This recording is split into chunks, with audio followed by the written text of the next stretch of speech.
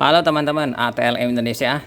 Nah, kali ini kita membahas soal-soal tryout uji kompetensi untuk teknologi laboratorium medik di channel ATLM Indonesia bagian 103 ya.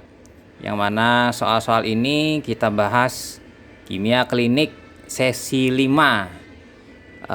Soal-soal ini berbasis kompetensi sesuai dengan studi kasus kimia klinik ya, yang dipelajari di perkuliahan baik semester 3, semester 4 maupun di semester 5 ya. Oke, langsung saja kita bahas materinya sebagai berikut. Nomor 1.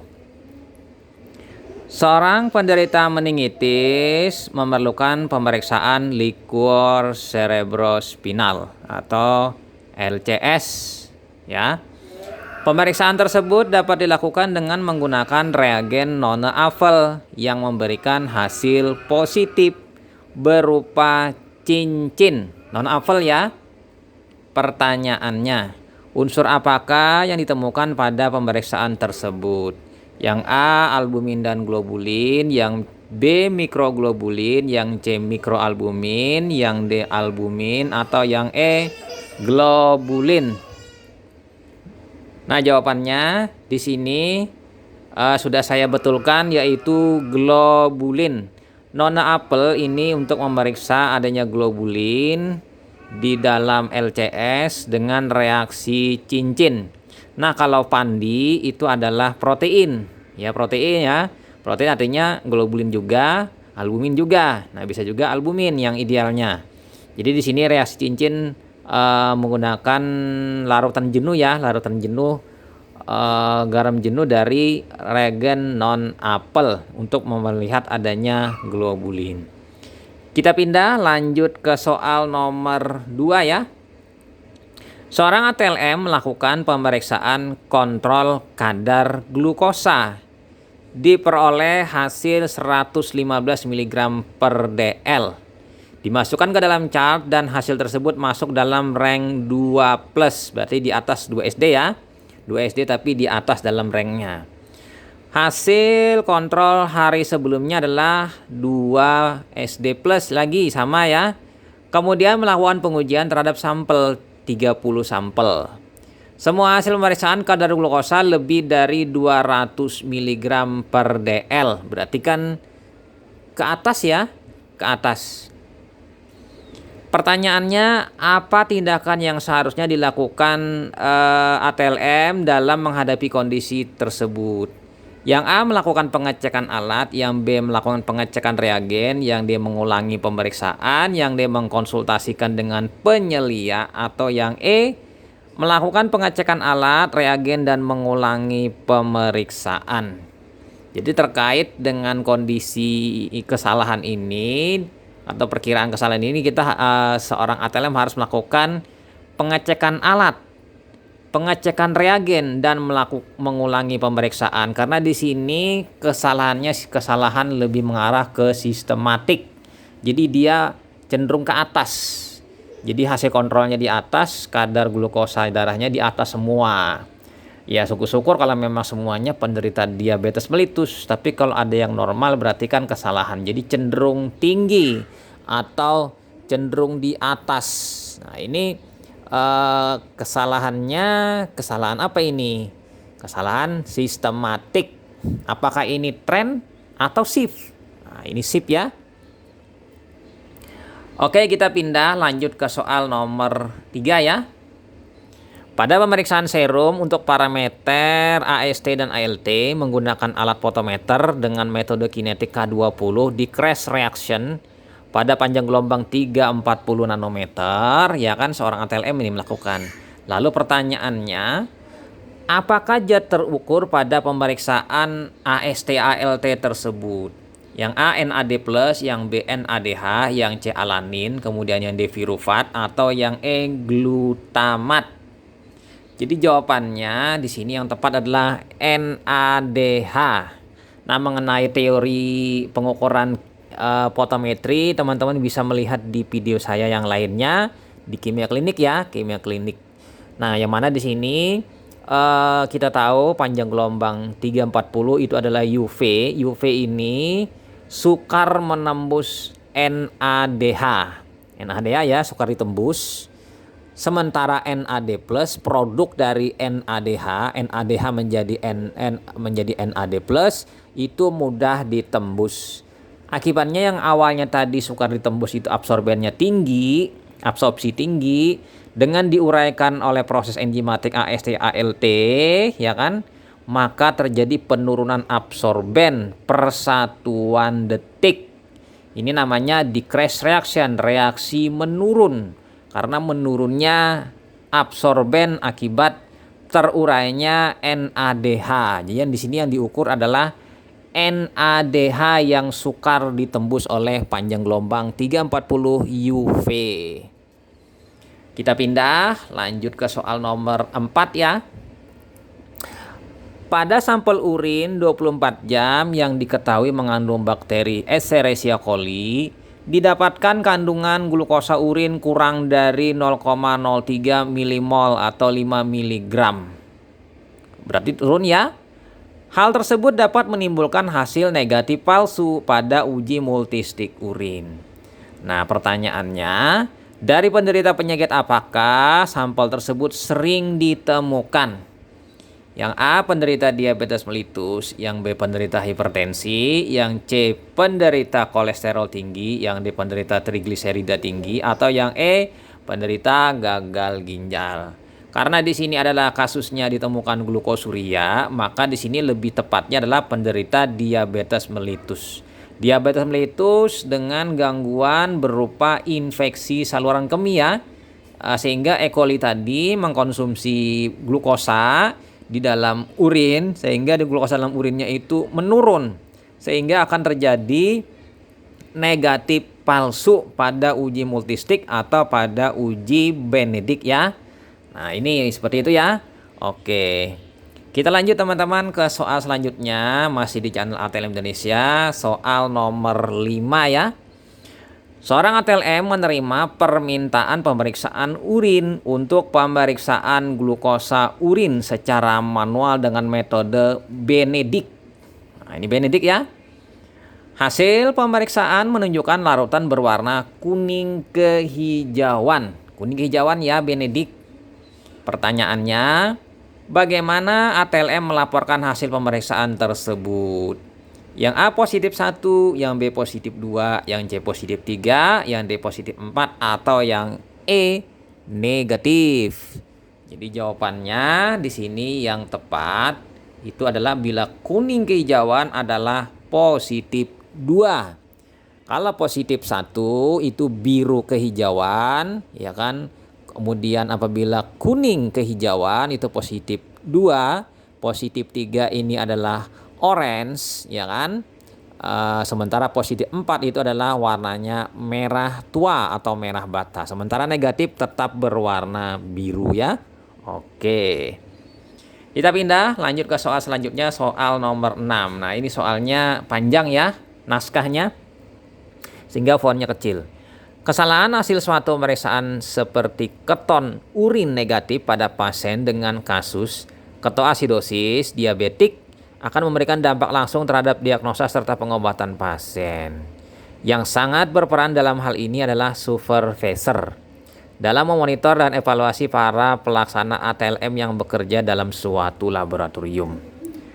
Pertanyaannya, kemampuan apa saja yang harus dimiliki oleh seorang supervisor kasus di atas? Berarti kalau supervisor ini dia adalah orang yang senior ya, dan mungkin dia setidaknya memiliki pangkat yang tinggi, pengalaman yang lama, bahkan berijazah D4 mungkin atau D3, boleh D3 tapi lama pengalaman. Pertanyaannya sudah ya kan. Nah, sekarang yang pilihannya opsinya mempunyai kemampuan untuk menelusuri penyebab kesalahan dengan mendokumentasikan kesalahan atau masalah dan tindakan yang diambil untuk memperbaikinya melalui komunikasi dua arah. 1. Yang B memberi motivasi untuk tidak terulang kembali, memberikan rekam jejak dari keadaan yang sebenarnya dan tindakan korektif yang diambil. Kemudian yang C mempunyai kemampuan untuk menelusuri penyebab kesalahan dengan mendokumentasikan kesalahan atau masalah, memberi motivasi untuk tidak terulang kembali. Kemudian yang D, mempunyai kemampuan untuk menelusuri penyebab kesalahan dengan mendokumentasikan, memberikan rekam jejak dari keadaan yang sebenarnya, dan tindakan korektif yang diambil agar tidak terulang kembali. Atau yang E, memberi peringatan untuk tidak terulang kembali, memberikan rekam jejak dari keadaan yang sebenarnya dan tindakan korektif yang diambil. Jadi kalau di sini jawabannya yang paling komplit adalah yang D, mempunyai kemampuan untuk menelusuri penyebab kesalahan. Dia harus bisa menelusuri di mana kesalahannya, apa di peranalitik, analitik atau di pasca analitik, ya kan? Dengan mendokumentasikan yaitu mencatat kesalahan tadi dalam sebuah buku ya, buku kesalahan-kesalahan dalam hasil laboratorium. Kemudian memberikan rekam jejak dari keadaan yang sebenarnya. Nah, ini ada juga tindakannya. Lalu tindakan korektif, apa upaya untuk memperbaiki, mengkoreksinya kesalahan tadi agar tidak terulang kembali. Kita pindah teman-teman di soal selanjutnya, soal nomor 7 ya.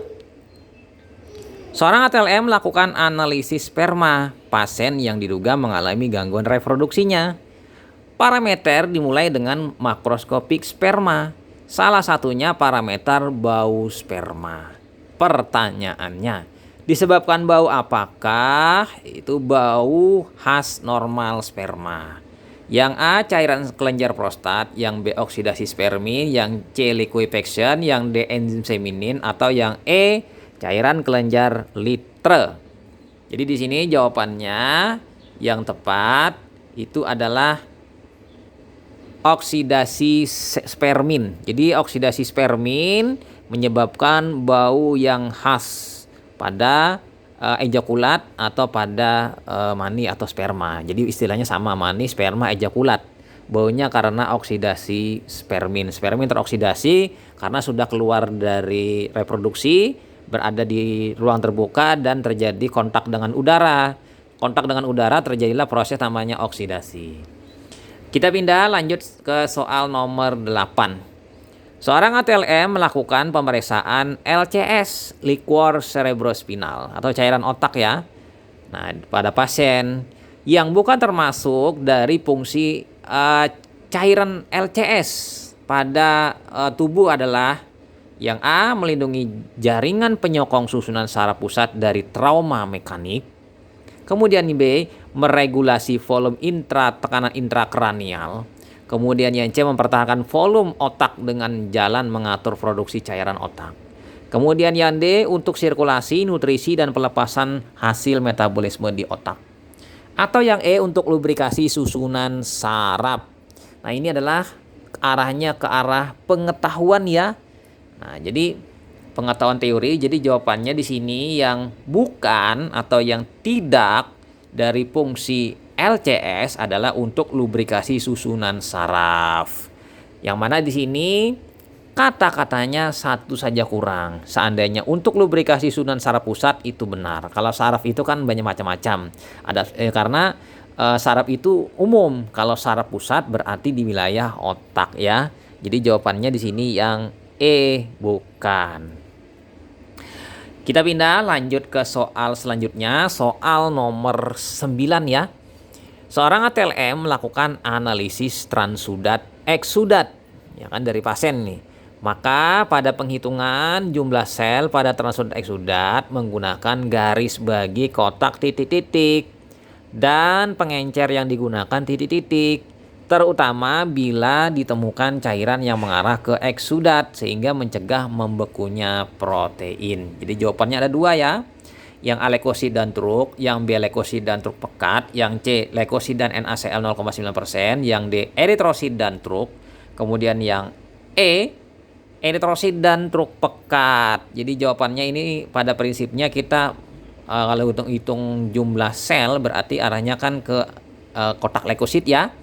Tapi di sini tinggal pengencernya saja yang berbeda. Nah, karena larutan asam asetat itu peka dengan protein yang menyebabkan pembekuan atau denaturasi, maka tidak bisa digunakan, maka harus diganti dengan NaCl 0,9% sebagai larutannya, karena ini mencegah membekunya protein ya. Oke. Kita pindah lanjut ke soal selanjutnya, soal nomor 10.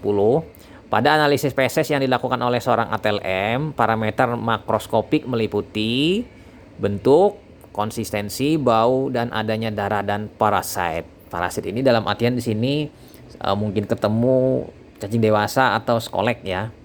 Nah, bau feses secara normal disebabkan oleh adanya titik-titik. Yang A, indol dan skatol, yang B, oksidasi spermin, yang C, sterkobilin dan sterkobilinogen kan. Kemudian yang D, urea dan kreatinin, atau E, urokrom dan urobilinogen. Nah, jawabannya di sini yang tepat itu adalah indol dan skatol. Kita tahu indol dan skatol ini memberikan bau khas pada feses ya. Ya, jadi indol dan skatol ini dua senyawa yang dibentuk akibat perubahan dari senyawa yang ada di dalam feses sehingga memberi bau yang khas pada feses. Nah, itu saja teman-teman, sebanyak 10 soal untuk uji kompetensi latihan tryout untuk kimia klinik. Semoga memberikan manfaat bagi teman-teman yang menyimaknya, dan saya doakan teman-teman untuk mendapatkan kelulusan dengan nilai yang maksimal atau nilai yang tinggi. Salam kompetensi, jangan lupa subscribe dan nantikan soal lainnya. Semoga teman-teman sukses selalu. Saya Ahmad Lep pamit. Sampai jumpa. Bye.